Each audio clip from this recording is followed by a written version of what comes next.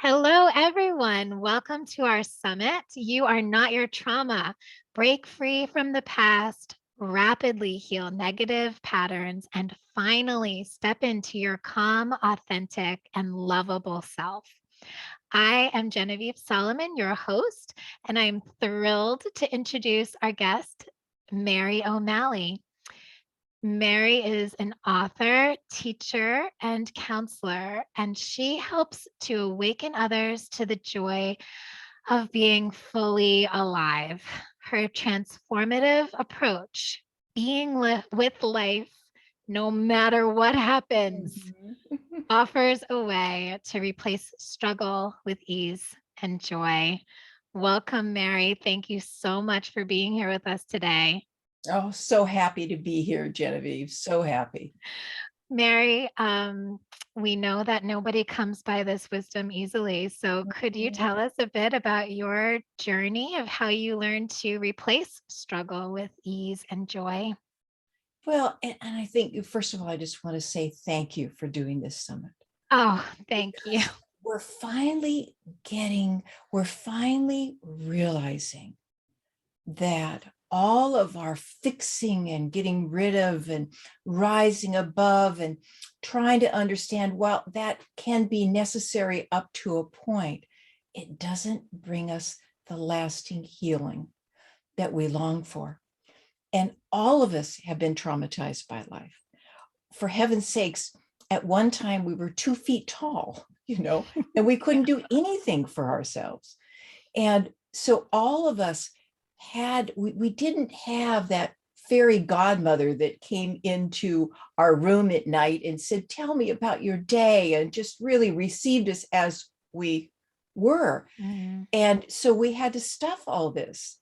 And in the biggest traumas of our life, we put a lid on them. And then they become like these little beings, in the basement, hatching up plots to take us over. And we're finally beginning to realize that turning towards that, learning the skills to meet our pain, not fall into it, not run away from it, not endlessly try to understand it, but actually stand with it, is Mhm. where that pain of trauma, that pain of life, is actually transformed back into the free flowing aliveness that is our birthright. Mhm. Before we began to think, and it's so hard to imagine that at one time there was not one thought in our head. Now we have Oh, 65,000 thoughts a day on average, wow. that we were free flowing aliveness. Mhm. Energy danced through us just like the wind dances through the trees. And then slowly and surely, we took on more and more of these ideas of what I am and what I should be and what I shouldn't be. And there was a study done once of children and their breath practices, and not one of them was breathing their natural breath by the time they went to first grade. Not one of them. And so we're now learning how to not leave ourselves when we most need ourselves. Mhm. And in a very strange way, it is really, truly a gift to be wounded by life. It's almost like, Goldilocks. You get just a tiny bit of wounds and you can just kind of keep on going on, just in an ordinary life, never really waking up again to life. And you can get way too many wounds that all you want to do is kill yourself. But if you just get the right amount of wounds, which most of us did, we begin to realize we want more than the struggle that we have lived in our whole lives.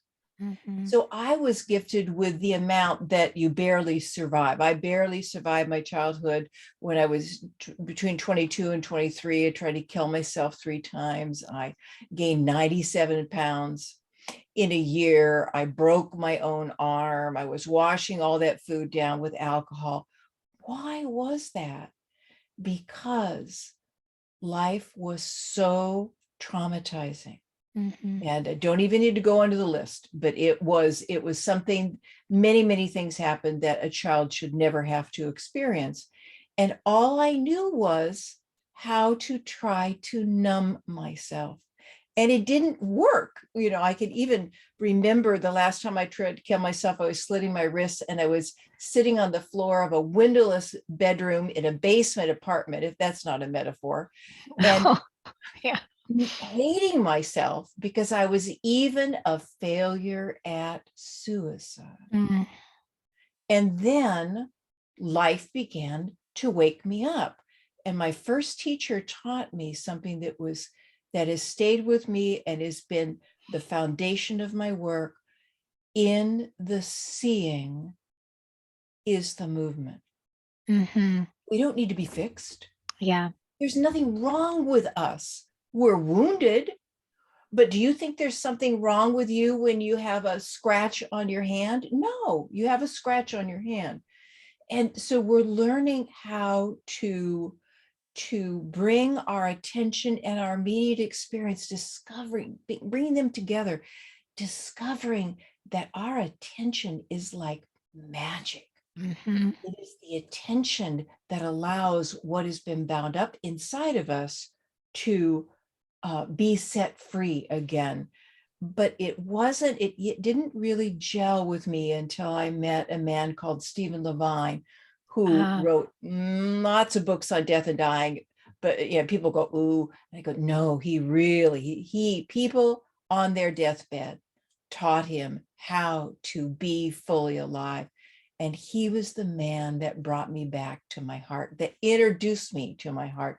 I had to, the more traumatized you when you are young, the more your heart closes. That is the greatest downfall of trauma, is that our hearts close to Mhm. ourselves and to the world.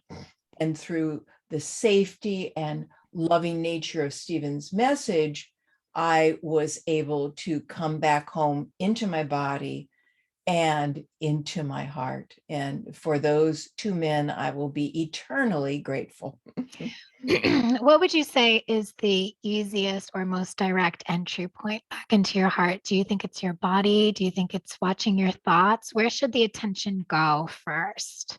Well, I think it is our body, but we have Mhm. to be very careful with that.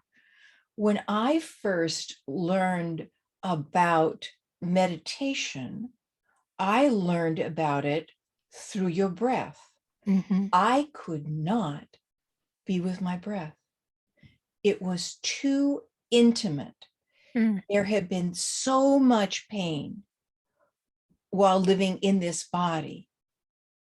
So, what I learned how to do was listen to sounds. Why is that so important? Number one, sounds are happening in the living moment. Mhm. Okay. But number two, it becomes a focus, a sanctuary where, and Stephen taught me, he said, if you sit for an hour and bring your attention back to your focus one time in that whole hour, that is time well spent.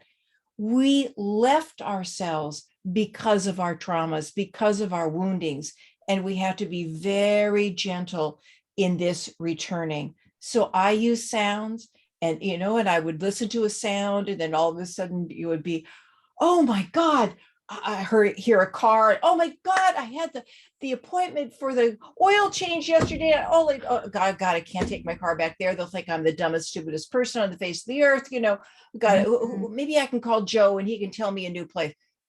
There's no judgment on that. There's just, oh, back in my head again. I leave the sounds. The Mhm. sounds don't leave me. And then I come back. The more I did that, the more I was able, just tears just came to begin to feel a breath. Mhm. That was so, there's a lot of people that are beginning this journey that they can go to their breath right away. I was so traumatized, I couldn't. But slowly and surely, as I began to see the mother rhythm of my breath, Mm. oh my God, when I That's say that, beautiful. joy comes, just this rising and falling that rocks you like a mother rocks a frightened child. And then slowly and surely, I could begin to come back into my body. The reason why the body is so powerful is because of using it as a focus at the beginning, is it is practically impossible to watch your thoughts at the beginning. Uh-huh. Your attention is so used to following them wherever they go. Mm-hmm. And so now you're beginning to ground in the sounds, or ground in your breath, or you begin to ground in the sensations of your body. You begin to access a belly breath, a full and open breath again. And from that sanctuary, you can get to know your traumatized mind. Stephen has a wonderful quote I love, and I may not get all the words exactly right, but when you finally see how much fear there is in your mind, you will turn to it like a mother turns toward a frightened child. And that is how we heal the trauma. The greatest trauma of trauma is all of these stories that we take on about the trauma. And the stories are created out of fear. Life is not safe. And they're created out of shame. Mm-hmm. That happened because I did something wrong, or I am wrong. Mm-hmm. And these are I mean, how does a human being break their own arm? I broke my own arm. Granted, I was drunk, and I wanted to hit the bed, and there was a duvet cover over the end of the bed. I was staying at a friend's house. And of course, there was a board and once I started hitting it, it felt good to hurt myself. And I just hit and hit until I passed out. And then I woke up the next morning and I had a football for an arm and went to Wow. the doctor and I fractured it. That those two things, the fear that trauma makes it unsafe to be in your body and to be in your life. And we can see it with women that are now finally speaking about how much they've been traumatized sexually, by their, parents or their bosses or their friends. And we can see over and over again, women say, I didn't say anything because I was ashamed. Mm-hmm. Oh, can we learn this stability of coming back to sounds or breath or our body so that we can begin to see with great kindness how the trauma relates into the stories in our head. That's so beautiful. So if somebody is has experienced trauma, Mm-hmm. it can be revealed to them by just simply what is showing up for them in their lives, correct? Exactly. Exactly. The title of my most well-known book is What's in the Way is the Way. Mm-hmm. And Eckhart Tolle, who I would imagine most of your listeners know, very, very well-known author of The Power of Now. And okay, A new earth. the Yeah. newer, thank you. Mm-hmm. He has this wonderful quote: life will give you the exact set of experiences you need in order to become a conscious human being. How do we know they're the right set? Because you're having them. Right. And what does it mean to be a conscious human being? It means to be able to see what you took on, to see these stories in your head so Mm-hmm. you can see through them and be present for your life exactly as it is. It takes a long time to Mm-hmm. come to the place where you finally know that life is smarter than you, Yeah. giving you the experiences you need in order to see what you took on, the Mm-hmm. trauma and the fear and shame it engendered inside of you Mm-hmm. that you took on. And you don't necessarily need to know what that is No, either. And no, that's, I think, the biggest no. block to wanting to confront trauma is I Yeah, think people are really afraid that they're going yeah, to go down into the dark basement yeah, of their yeah, life and then be shocked by something that's going to yeah, yeah. confirm their wrongness, their badness, Exactly. their guilt, right? Exactly. And a Yeah. lot of times trauma doesn't even show up again as a memory. It No, shows no. up as Holding responses, and right? holding in our bodies, and that's where the body's so important, that you can feel like for so long I had just horrible I was sexually abused as just one of the many traumas of my childhood, sexually abused by my father, and and I just had so much difficulty. I mean, I had an ovarian cyst, I had Mhm. back troubles, and it took me meeting Stephen and his deep, deep compassion and the feeling of safety that I could go and be present for all of that holding in my pelvic area. Mhm. And I didn't have to go back to the experiences Right. that could engender more trauma. Mhm. Just go with what held on, what's holding on, and you give it what you needed all those years ago. I love to say you are the person that you have been waiting for.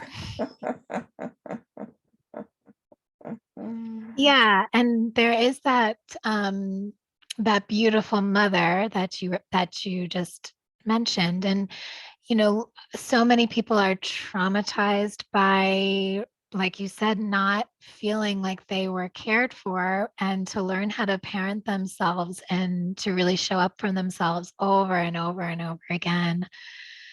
I think that in itself, it just heals that feeling Oh, of disconnection, of separateness, right? Or yeah, of feeling that you need to be saved. yeah, yeah, Yeah. yeah. And in what's in the way, there's 8 core spells. I love the word spells because spells are something that is laid over the top of you. They're not true and they can be lifted. And the first spell is I am separate. Mm-hmm. I'm not part of this whole. We were when Mm-hmm. we were first born. The second spell is um, that life is not safe. And then we go into the 3 operating spells because life is not safe. I've got to do it, and I've got to do it right. And I'm not doing it right enough. And Yes. and this is for everybody. And even your listeners are thinking, well, maybe I didn't have a lot of trauma. We all had trauma, and we all live until we bring it into consciousness, these spells, and they lead us to the 3 hidden spells. Because I'm not doing it right, I am wrong. Mm-hmm. I don't care. I mean, I've worked with CEOs of corporation. I've worked with people that people say, "Oh, I wish I was that person. They have such an amazing life," and they share with me these core spells. If Mm-hmm. anybody ever knew what was going on inside of me, and so the 3 hidden spells are because I'm not doing it right, I am wrong. Because of that, I am unlovable, Mm-hmm. and because of that, I am all alone. Mm. But as Yeah. we talked earlier, in a way, I mean, the best way I've ever described it is imagine a beautiful ocean, the ocean of being. That's who we really are. And we crawled into this small, opaque bubble that is floating on the ocean of being. And it's called the bubble of struggle. And those 8 core spells really point to this chronic, mostly low grade, but sometimes very big struggles that we all live in in our lives. And Mm-hmm. that to be able to realize that that you can, if you don't have enough struggles, you can just stay living in the bubble of struggle, constantly hiring new interior designers and Yeah. and all that. But if you get enough, that's the the teaching of trauma, that you will be drawn to this conversation, Mm-hmm. and you will be put on this path of beginning to be able to see the bubble of struggle. You don't have to get back to the ocean. You've never left the ocean. Mm-hmm. I think you have the ocean of being, of joy and ease and love, but it's getting to know your bubble of struggle. And that's one of the core gifts of trauma, is it highlights the struggles that we all take on. Yeah. That you said that so perfectly because I'm a watcher of my mind and my body, Mm-hmm. and I am I am a practicer. Like I meditate all the time. I'm constantly spiritual, reader, teacher, whatever. And everything I do, every time I notice that feeling in the pit of my stomach or the Yes. anxiety, Yeah, yeah. it is almost always linked to you're doing it wrong. Isn't it amazing? Almost always. Isn't it amazing to begin to see that? Yeah. And that's what we took on as children, Hmm. you know, and we can dissolve through the light of our accepting attention all these beliefs that we took on when we were young. So we can know the joy of being fully alive. Hmm.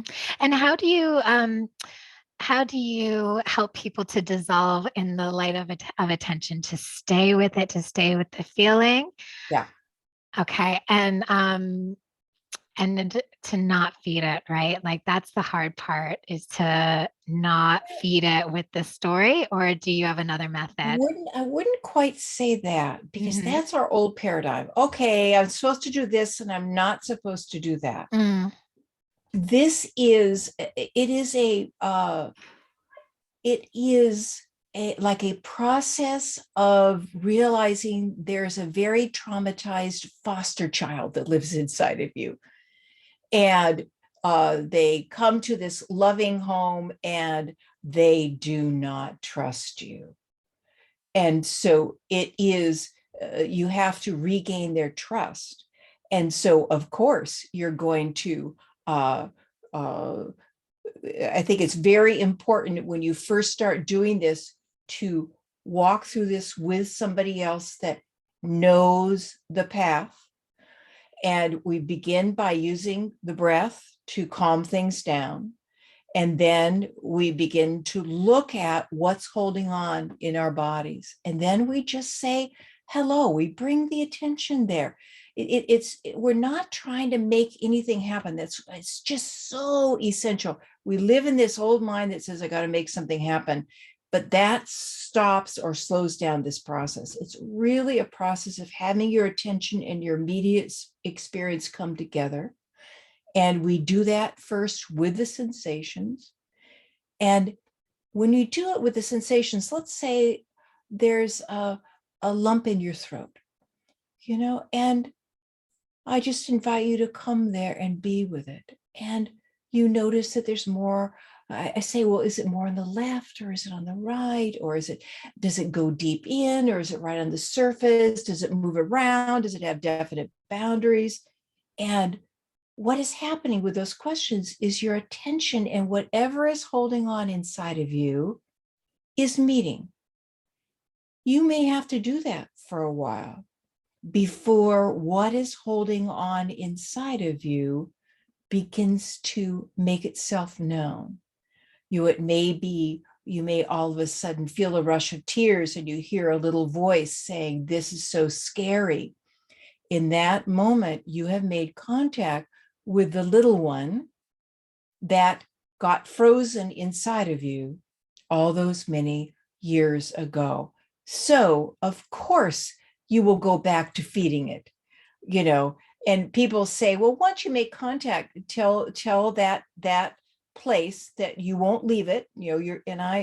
I didn't ever do that. I would always say, I will leave you again, but I will come back as soon as I can. that's beautiful. And then in that way, you continue to foster trust in yourself. You don't Yeah. Yep. betray yourself. Yeah. Yeah. And it's a Um, back and forth thing. I mean, it really mhm. is. We have to remember we're terrified of opening again. This is opening again to life. The last time that we were fully open to life, we got the living bejesus scared out of us. Yeah. And so we have to be so gentle with ourselves. And in the Gift of Our Compulsions, one of my other books, when I self-published it, I put the tortoise and the hare story in there 3 times. And when the publisher picked it up, they took it out all except once. But the slower you go on this kind of work, the faster you go, because it is the plotting of the tortoise that gets across the finish line or comes back home to this moment into your heart. And it's not the hare that runs around, I got to fix this. And, now, what did they say in that interview? I got to do that. I'm going to do that. I'm going to do it with the intention to make this go away. And slowly and surely, you realize this foster child just wants to be seen, heard, and loved. Yeah, I can really relate to that. I'm doing it to make this go away. Like, Oh, we will. We will. I sometimes do it too, when it's really what's stirred up. But my time lag is very quick. It's, oh, wait, who's mhm, here? Because I can feel when I do that, I tighten. mhm. Eckhart has another quote, and I wish I had it with me now, but and I will, it's a paragraph long, so I won't, go anywhere near it. But his say it right, but his whole intention is quote, is that welcoming is the ultimate spiritual practice.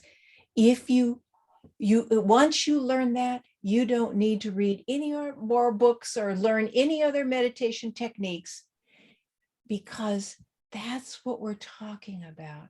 The little prince says it's with the heart that one sees rightly. What is essential is invisible to the eye or to the mind.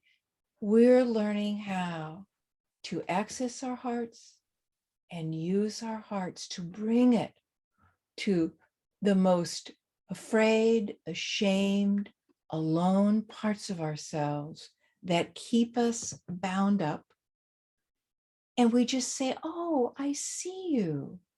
You are welcome here. That won't happen right away. That's why I use the breath, we use the body, we use the sensations, and slowly and surely, what holds on in that tightness in your jaw, or that constant headache, or that fist in your stomach, or that elephant on your chest, or that ache in your back, you begin to hear what is holding on, and you say, oh, I'm so glad you're here. You are welcome here too. And then it loses its power. Yeah, I've experienced that as well, where I would, have a really uncomfortable, something, just, like I Exactly. just can't get out of it, and wanting to do whatever. I'm going to Yeah. meditate to get this away. I'm going to breathe to get Yep. this Yep. away And with it. sometimes that's important, Genevieve. I, Sometimes it is. Yeah. I think it is. I think it is always useful to Mhm. practice those things when you're uncomfortable. And I remember something in my mind just flipped, and I just said, "Oh, I just feel like this." And then Exactly. literally 5 seconds later, it was It gone. goes. I got it now. That's why Eckhart says welcoming is the ultimate spiritual practice, to get out of the bubble of struggle, which is purely a construct in our heads. That doesn't mean that life is not painful at times, but we ride the waves. But to get out of the bubble of struggle, if you try to get out of it, you get further into it. This thing is made out of quicksand. Yeah. And the more that you can just honor it and be with it, it's just, it's magic. It's we're giving people a magic wand, and we need to be so gentle. It's why Stephen said to me, if you sit for an hour and bring your attention back one time in an hour, that is time well spent. we have been deeply, deeply, deeply conditioned to fix, change, resist, get rid of, rise above.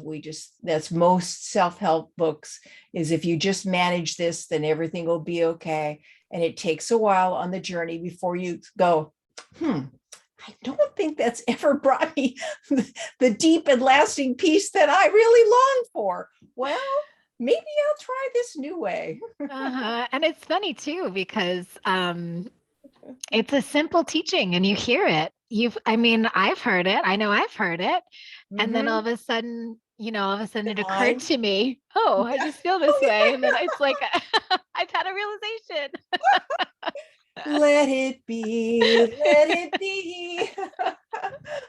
Let So it funny. be. Let it be. Um, I would love to hear about your program, about you're starting a new program. Oh, I Um, am. yeah, would you tell us? Because I think it is beautiful. Oh, well, let me speak about first. So I have online programs, Hmm. and so the one that's just started, I think it's starting today, but we won't meet for 2 weeks. So if people are so inclined, they can sign up for it. But it's called The Gift of Our Compulsions, or no, it's called Healing and Being Healed by Our Compulsions. Hmm. And the gift of compulsions is, number one, they will show you, if you listen in this way, that that they are not something wrong with you, that they are a finely crafted survival system that you created when you were young in order to manage all this stuff. And how do you turn towards, how do you allow your compulsion to be your teacher? And then I'm just finishing my new online course, which will be happening in either the last week in March or the first week in April, called Falling in Love with You. And it starts with the understanding that we have searched for love our whole lives. And the person that we most long to hear it from is ourselves. And Hmm. yet we look at all the reasons why that's difficult for us to do. And then slowly and surely we build the pathway Hmm. back to our heart, back to seeing what closes our hearts, back into doing what we're talking about today, of how to bring your heart to the most scared, the most ashamed, the most alone parts of ourselves, so that, and this is the last week, so that you can become a healing presence in the world. For the world needs people that live from their hearts and have cats that come in. Mrs. Bodie boy, sorry. I should have locked you out. I forgot. Bodhi. He says, oh, but you're sitting down, right? Okay, you're welcome here too. He's You just a are. reflection of your love. That's beautiful. And I agree with you so much. When a healed person, I think that it is one of the most noble paths that you can go on is on self-healing, because an Yes, unhealed person can do nothing to help another person. And yeah, when you heal yourself and you are more aligned with love, you are literally walking medicine. You yes. just Oh, I'm going to quote you, walking medicine. And that's what the world needs. Mhm. And the fascinating thing is that CBS Sunday Morning is a wonderful show. It has a lot of vignettes about the arts and about people and about history and all that. And they interviewed a clairvoyant last week, and it was, about the earth, and what was going on with the earth. And there was a lot of, she would turn over a card and describe it, and it would, it was a lot of struggle. And then they went someplace else in the interview, and then they came back to the last card, and the last card was about the future of the earth. And she turned it over, and it was love. Oh, Yeah, that in my world, that's science even shows it, that that's where we're heading, and we're in a birthing time. And each of the people that are listening to this, I want you to know we need you. Mhm. We need you to use your traumas as your teachers, that you are not bad and wrong for having been traumatized. You are not the ones responsible for that, but you are the one that is responsive, that can Mhm. be there for the wounds that you took on, and allow your wounds to heal you, so that our world will be healed one person at a time. Yeah. Thank you so much, Mary. That was beautiful. Would you like to tell everybody what the gift you are offering is for spending some time with us today? I think, are we offering, I think we're offering $200 off Yeah, that's the what you new said. course. Mhm. Oh, yay. I'm so glad that worked out, because I'm not, Deborah is, she's my sidekick, my business partner. And yes, so it's $200 off the new course. Falling in love Yeah, with you, falling of in course. love with you. And yeah, so Great. So that is big savings and the opportunity to work with, Mary. She is wise and obviously very loving and generous. So thank you so much, Mary. And thank everybody for joining us here at You Are Not Your Trauma. And I look forward to seeing you again tomorrow as we continue the discussion of the healing journey and the many ways that we move from trauma recognition to creators of our reality. Much love. Bye, Mary. Thank you. bye-bye.